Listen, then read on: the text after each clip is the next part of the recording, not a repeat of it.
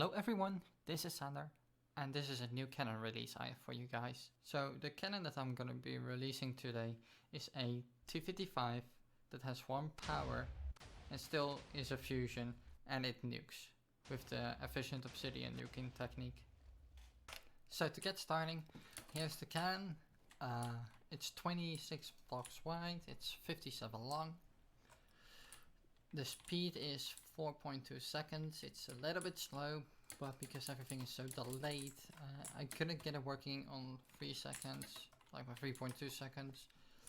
And so I decided to put 4.2 seconds on, so I didn't have to mess around with things, because things literally would spray everywhere on 3.2. So the basic specs of this cannon are it uses about, I believe it was 2128, so 2128 TNT, but I'll recalculate that really quickly.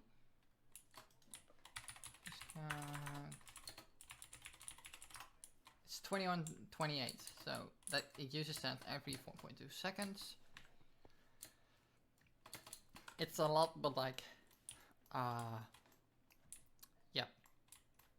So for the cannon, I'm using Dragonairbenders ratios for the 1 power fusion. It's a Canon AG, so people have been calling AG's fusions for some reason. I mean, there's a reason why it gives similar velocity. I'll break down how this works later. So I gotta give credits to Dragonairbender for giving or allowing me to use these ratios. And I gotta thank 5SI for helping, not helping me out, well, he helped me out a little bit, but like for allowing me to use his cannon as a reference cannon so I could see what the ratios were, because he used them too. Links of both channels are in the description. Like I said earlier, the cannon uses 2128 TNT, which is a lot, but the range is really good, I think, for that amount of TNT. With this, you'll be able to shoot 336 chunks, which is something I'm going to showcase later in the video. But first, I'll shoot it at this pillar, which I need to press a button for first. Great. I'll stand back here. You can see there's a slight arc, but I'll go into detail about that later. I'm gonna remove this adjust point to allow me to use this one. This one is directed at a couple of walls that I put down. There are quite a lot of walls. Didn't realize right before I started making this it. So I'm gonna use this button system. I'm gonna put in 40 shots. There's like 30 whatever walls, and I know for a fact some won't go through in 1 shot because that's what they are designed for. So that's 40. So right now, if I flick the lever or hold the button, I said hold and not press once, it will do 40 shots. So let me get up here.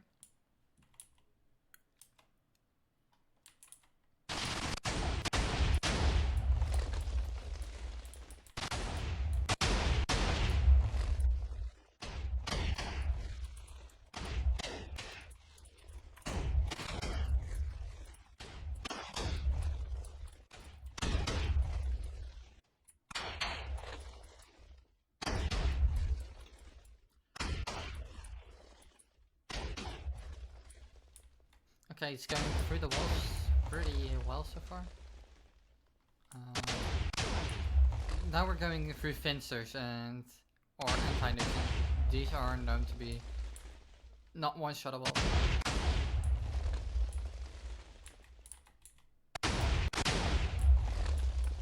Like you had there. It's going through them pretty well.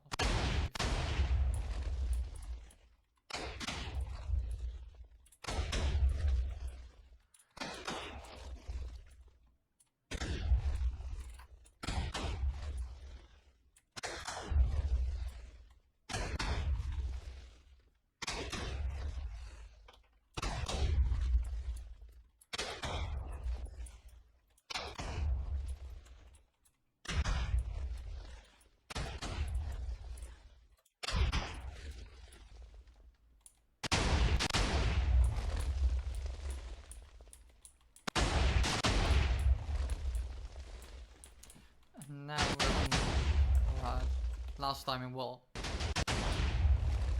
That was his last shot, so he went through those walls quite well, I think. Like you saw earlier, and this is what I said too. Finsters, they're called anti-nukes. Yeah, they're designed to stop your nuke. For the first one, it actually nuked the obsidian part there, but then it's like it started struggling on these. Like it cost, I'm pretty sure if I remember correctly, it was 1 shot extra that you had to take, but which is, I don't know, like I haven't done any raiding or like faction things. I think that's good, but it also could not be. So what I'm gonna do right now is change this block over, like remove this and go to here, and you can see it shoots into nothing. That's because 336 chunks away there's a wall, and I should walk that. So I just selected that block so I can root edit the range of it, so you could see that it's actually 336 blocks. So what I'm gonna do is first /CL, so just to replace this one if it wasn't working. I mean, this will allow my cannon to be rendered, so I could do /home, I forgot what's called, range, home range, which where my world edit selection is. I'm pretty sure it's somewhere around here. Oh, that's close.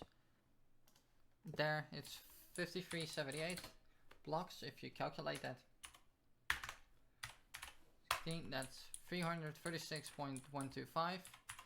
So 336 chunks. I'm going to do /fire, and it should hit this and nuke down. It was doing it earlier.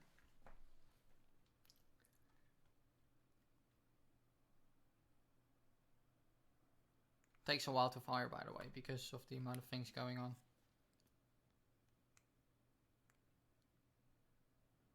I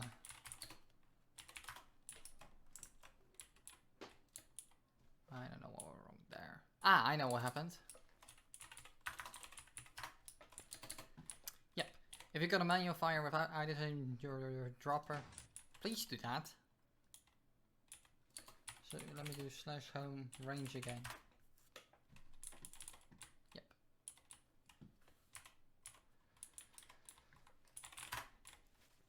I just /fired, remotely firing my cannon. So there, still nukes to bedrock. There's still a slap bust. So let me go back to my home. My cannon is right over here. So how this cannon works, I'll put up my test walls I had earlier up. Like this is where I tested the cannon on. So I'll move this down. How this works, you have a big booster and a power, and you need alignment. This right here, this big thing is, I put 720 TNT on because I don't know why. It allowed me to adjust from Y, whatever the platform is on. It's Y1, 2, I mean, that's Y2. To all the way over there, and it probably will like adjust a lot of chunks that way. I haven't tested it, I couldn't be asked because there are a lot that I know for sure. You should be fine, that's what I should say. So that's the big booster for everything that's going out. And then you have here your power. This right here is your power. You need a specific amount of it, because otherwise you cannot cause the arc. I'll explain later how that works. So right here you have your hammer. Speaks for itself. This is splitter TNT, going 1 game tick before the hammer, which is important to know. Slap bust. This right here is the efficient obsidian nuke, and this right here is the normal nuke. The nuke is quite weird because I was 1 TNT short, so I just added a 2-tick repeater here, that thing, and it was fine. So it nukes all the way to bedrock, like destroys all the sand. Here's the sand comb. It's a 20 1 long, I think, the plate. 22, okay, whatever. It's 22 long. It's a Carper comp. The comp, if you have it on this Y, you can also move it down one further. But like if you shoot it, if you stack the sand all the way up to sky limit, you should be fine for like, I think it was 88 shots. So, which is a lot. So, your red sand is right here. Nothing special with the red sand for this. So, I'll explain how this all works. I just showcased the whole cannon. That's what that was meant to be. This is the big booster. That's what I'm calling it. Like I said earlier, it's big booster. It's 720 TNT in total. What this does, it aligns to the right side of the barrel. Right here. This is your power, which aligns to the left side. And now if you're thinking, hold on, that's gonna hit that thing, like the guider, hit the block and will go that direction and the other thing's that direction. That's not happening because this server has east to west patch enabled. Meaning it will hit this, go in the ladder and then hit the block. You can have one block because a ladder allows it to hit on that. It's not like a full block difference. So it will just hit it. So that's why you need to have a server that has east to west patch if you want to shoot north or south. If your server doesn't have east to west patch, you can only shoot east and south, and west. So if your server has east to west patch, you can shoot in all directions. If your server doesn't have east to west patch, you can only shoot east to west or west to east. So barrel, I already showcased earlier, your power goes in here. Then, your big booster goes there. That's what I mean, my bad. Your power slides to here. And then you need to get alignments correctly. So, here's the sand comp. The sand shoots everything, like the sand comp shoots everything automatically to the right, so we don't need to do any realignment on the sand, because you want your sand and everything that's with your sand, so your Scorpzzz and your nuke to be aligned to the right. So, the sand comp already does that, but the nuke, Scorpzzz and SplitBlade TNT aren't. So what I do, I shoot it into these trapdoors. So the trapdoors will block it. Like block the everything that's with the sand. So the nuke, SplitBlade and Scorpzzz, they block it, let it fall. These boosters align it to the correct side. So I had to do a cut. I was being called, so I'm pretty sure I left with this booster aligning this, because this is right here, which meaning it will have an effect on this. So this will get aligned to the right compared to this. So everything is aligned to this side, meaning everything is going to be aligned in a barrel. So that's what you want to have. But then your hammer and red sand and nuke hammer and whatever goes with your hammer, you want to have that to be aligned closer to the power. So what do you do? So normally my cannons align the power already correctly. The hammer. So it's here aligned. Sometimes I offset the booster so it's going to be aligned to this side, but you don't want that. You want your booster to make your hammer align on the left side. Same for the red stand. The thing is with your red stand, if you push it from out of a block or a piston, like when it's not an entity, it will be aligned in the middle. Meaning it could cause issues. It will, So, what I did here, I offset my booster to here, meaning it will have an exposure like this, meaning it will shoot up, aligned to the left in the barrel. So, that's that. One game tick after your boosters have gone off, the big booster goes off. So the big boosters explode in the barrel, and it's gonna shoot everything up into this guider. Your hammer that was aligned to the left will go this direction and forward. Your sand that was aligned to the right will, let me slow down, will hit this and go in that block and go forward. And your power will hit this, go in here and hit that block. Meaning, if you change it around a little bit, you'll get on the wall this.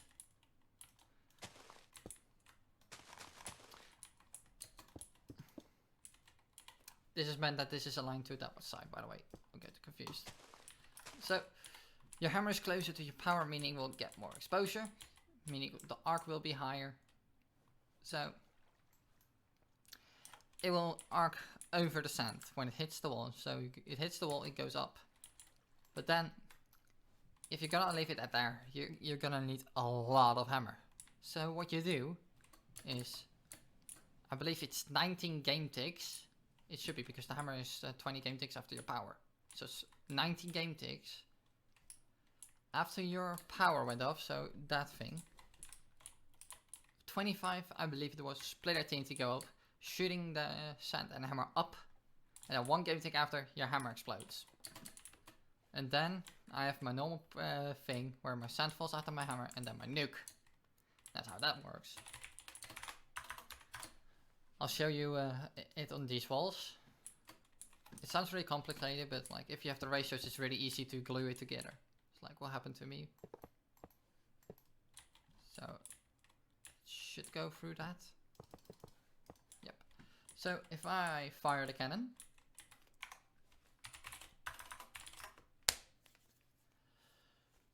you should be able to see a small arc.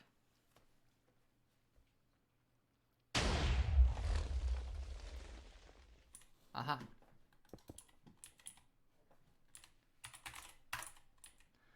Now that's fixed. You should be able to see it now.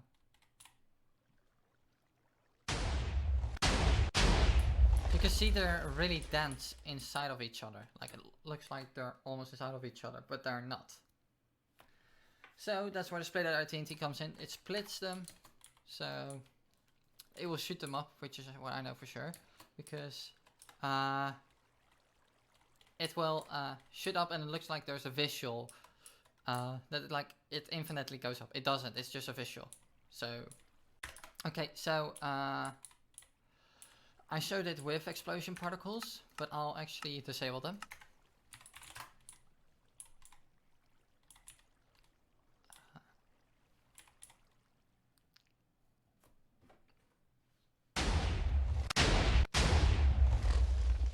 Once again, it looks like a TNT does that, but it's visual, so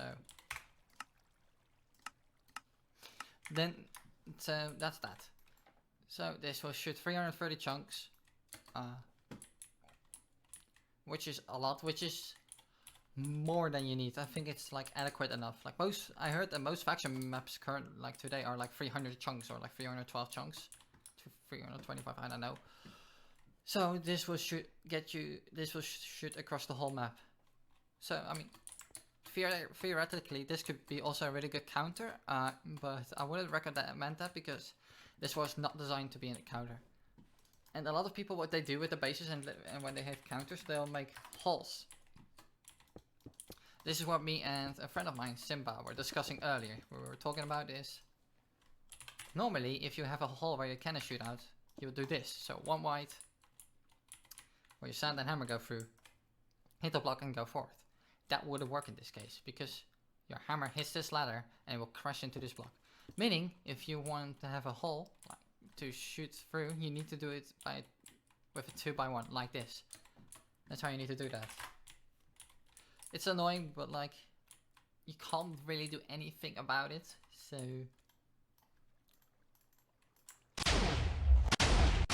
See, that works. So if you want to do that, you have to do that.